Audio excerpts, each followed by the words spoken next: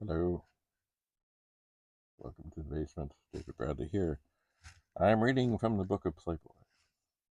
This is the June 1974 issue that features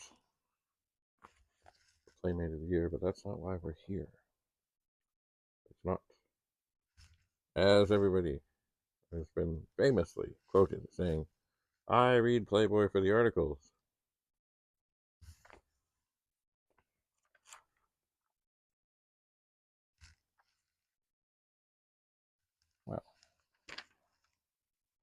Well,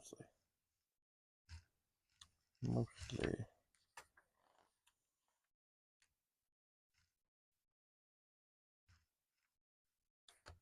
So, to continue, I've been reading this article by Woodward and Bernstein on Watergate. Things that I have never heard. I've heard lots. I've watched lots. Someone sent me a message. Have you seen the movie? Yeah, I've seen the movie and all that. But these things, like I didn't know, and if you haven't watched the previous ones, talks about how they almost got into trouble for using their reporting skills to figure out who was on the grand jury, and then went to try and talk to some of them. And almost got into some trouble. But they didn't, by the way. Here's a funky Dart Sport Convert triple car on the back. So I'll read the last paragraph that I read before, and then I'll move on to a little bit of the new stuff. Woodward asked more about the structure of Haldeman's office. Sloan summarized.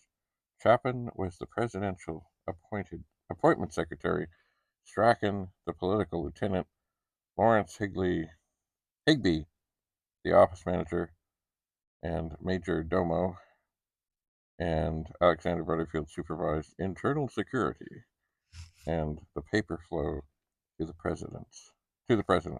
Typing his notes that night, Woodward underlined the words internal security. This is the new stuff. On the morning of January the 8th, the opening day of the trial of the Watergate defendants, a gray and gaunt Howard Hunt arrived at the courthouse wearing a black topcoat with a small, aristocratic, though slightly frayed fur collar. He puffed on his pipe and paced the corridors, whispering frequently to his partner Gordon Liddy. The two walked down the hall talking. Hunt, whose wife had died in a plane crash a few weeks before, held his arm high on Liddy's neck, as if seeking support. Liddy had arrived smoking a large cigar, smiling and waving and strutting confidently. Later in the day, when he was introduced to prospective jurors, he bounded to his feet and waved his hand triumphantly, like a politician greeting a crowd. The four Miami men, looking tense, appeared with their attorney, Henry B. Rothblatt, who wore a toupee and had a small mustache that appeared to be accented with eyebrow pencil. McCord, looking serious, came in a few minutes later.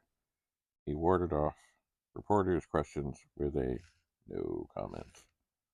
The members of the prosecution team, Earl Silbert, Seymour Glasner, and Donald E. Campbell, were spruce and well-groomed. Each carried a foot-thick stack of files. As they got off the elevator, reporters swarmed around them. All your questions will be answered, Glazer said. Just wait. And high on the bench, his wavy black hair making him look much younger than his 68 years, sat Chief Justice Sirica, who had assigned the case to himself. At a pre-trial hearing in December, he had expressed his intentions. The jury is going to want to know, what did those men go into that headquarters for? Was their sole purpose political espionage? Were they paid? Was there financial gain? Who hired them? Who started them? Silbert presented a 2-hour opening statement. The chief prosecutor seemed rather exasperated when he said that he would be able to account for only $50,000 of the $235,000 in presidential campaign funds that had been handed to Liddy in $100 bills. Basing his theory primarily on the statements of Magruder and Porter, Silbert was convinced that Liddy had been given the funds to conduct legitimate intelligence gathering activities. Liddy, Silbert said, had gone off on his own and planned and executed the illegal Watergate operation. It was the CRP cover story that had been described to the reporters months earlier in their evening visits. Silbert had told Bernstein and Woodward that he expected to please no one with his Watergate investigation. He was going to succeed. That seemed clear. He had repeatedly stressed there was no evidence to indict any more than the 7 men who had been caught. There is an unwritten rule in the Justice Department. The higher you go, the more you have to have them by the balls. And I think it's a good rule. After the opening statement, Hunt changed his plea to guilty. He told reporters outside the courtroom that no higher-ups were involved in the conspiracy, to my personal knowledge. Bernstein had been told the day before by a member of the Miami contingent that the 4 Florida men might also plead guilty if Hunt did. The rumors persisted on Friday afternoon after the session ended. Bernstein and Woodward were standing outside the courthouse with Post-columnist Nicholas von Hoffman and Post-editorial writer Roger Wilkins. Rothblatt was standing on a corner with his clients trying to hail a taxi. We'll lose them, Bernstein said, unless one of us goes. Woodward agreed. Bernstein said that he wanted to go. Woodward handed him $20. Rothblatt and his clients had found a cab as Bernstein raced toward them. Rothblatt, Frank Sturgis, and the stockiest of the burglars and the 3 other men filled the cab, but Bernstein, uninvited, got in anyway, piling in on top of them as the door slammed. Von Hoffman and Wilkins nearly fell off the curb laughing. Woodward wrote a note to himself that Bernstein owed him $20. Bernstein arrived back at the office late Saturday, mole-eyed and wrinkled. He had gone to the airport with Rothblatt and his clients, bought a ticket on a flight one of them was taking, and engaging in friendly banter, offered to carry a suitcase and slipped into the adjoining seat. Bernstein did not really have to press the man too hard to turn the conversation around to the trial. The story came out in an easy flow of conversation as the jet engine surged peacefully in the background. The interview was costing the Post more than $1 a minute, Bernstein thought. According to the man on the plane, Hunt had been visiting the 4 Miami men for a week, urging them to change their pleas to guilty. Their families would be cared for financially, and they could count on executive clemency after a few months in jail. In the enduring CIA fraternity, Hunt, the seasoned case officer, was again passing out orders to his lower-level operatives. For more than a decade, the men had had unquestioned trust in Hunt, even after he had supervised their participation in the Bay of Pigs operation. He was their leader, the tie between their own projects and the cause of American patriotism. Rothblatt, Bernstein learned, was furious and had instructed his clients to stay away from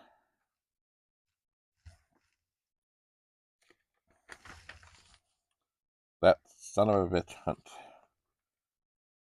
On Monday, the story on Hunt's maneuvers ran in the Post.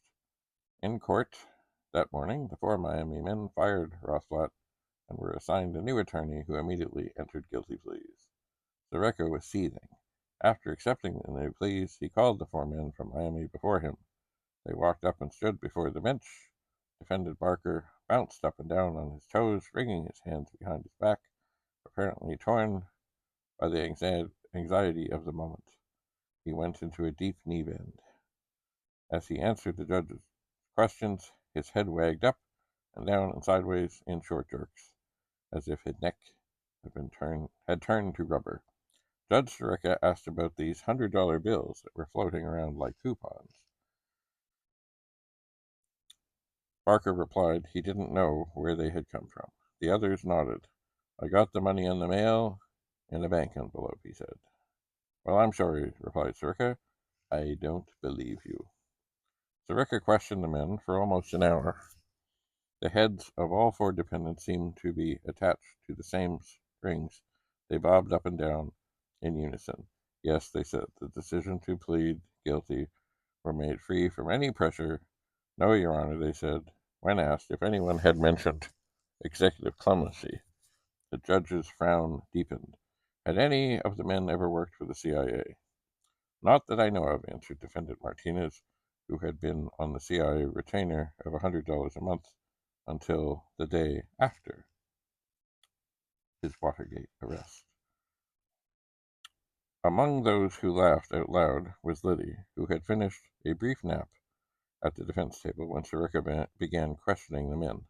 As Sirica interrogated the defendants, Chief Prosecutor Silbert shook his head in disgust and stared at the yellow legal pad in front of him. Glasner leaned back in his chair and rubbed one side of his face. The prosecutor's assurances that everything would come out in the trial were fading into nothingness as the defendants ducked into the haze of their guilty pleas. Sirica asked Barker about $114,000 in Nixon campaign checks that had been deposited in his Miami bank account. Barker said he just didn't know where the money had come from. Now, isn't that strange? Sirica asked. I don't think it is strange, Your Honor, replied Barker. I have previously been involved in other operations which took the strangeness out of that as far as I am concerned. The Miami Four were led off to jail. Anyway, I'm just peeking forward to see. That's the end of that sort of. Oh dear. What is this? Does it say? I don't know.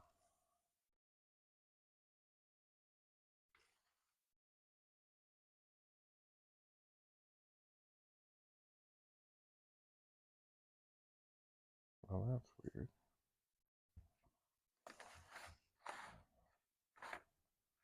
Why would that say 192?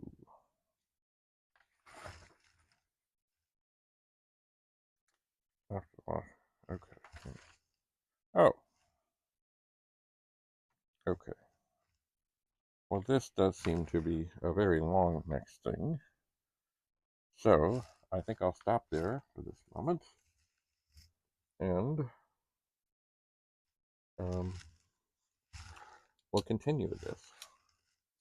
We shall. Anyway, somebody wrote to me saying, did you watch the movie? Yeah, I watched the movie. I've heard interviews and stuff, but there's a lot of this stuff I never heard. And here it is in the June 1974 issue of this fine literary magazine, otherwise known as Playboy, which does indeed feature, you know what, the cartoons are just absolutely glorious. Glorious. And the other things, they're fine. Some of them are more than fine. But the cartoons are just genius. Absolutely genius. And other things, well, there are things that are timeless beauty. Oh, and the other thing, there was the thing. There's a fellow, Vargas, and they had a thing called the Vargas Girl.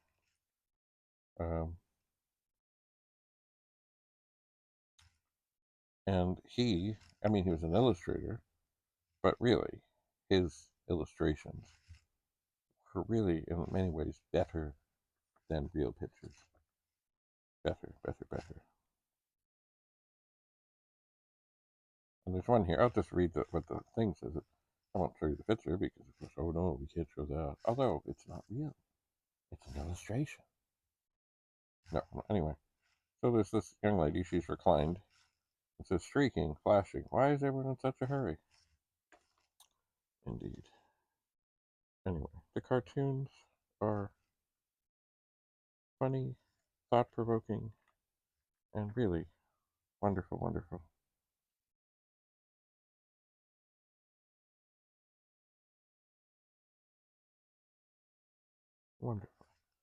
And of course now the ads are like historic. Like, oh, there's always booze ads. Oh, all right. Maybe I showed. I'm sure I showed you this already. I think.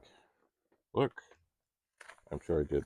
And now that I think of it, I'm sure I did. Look, it's the Jeep Wagoneer pulling an Airstream. These are things that still, I'm sure, the people take out of these and frame. Like people, like there's probably somebody out there with a Wagoneer who is still driving it or restored it or whatever, and it's like, wow, gotta get that ad. All right, I have much more to do. I do really need to start moving some more things out of here. But I found so much cool stuff. But absolutely positively, without fail, I've got to get these VHS tapes moved out of here. They're still on the desk. And start looking through and deciding, what's what. And indeed, some of them I'll probably send to my brother because I know they have a vast collection. And his son does enjoy them. He does. So, that's it for now. We will continue. Have a lovely day. Bye for now.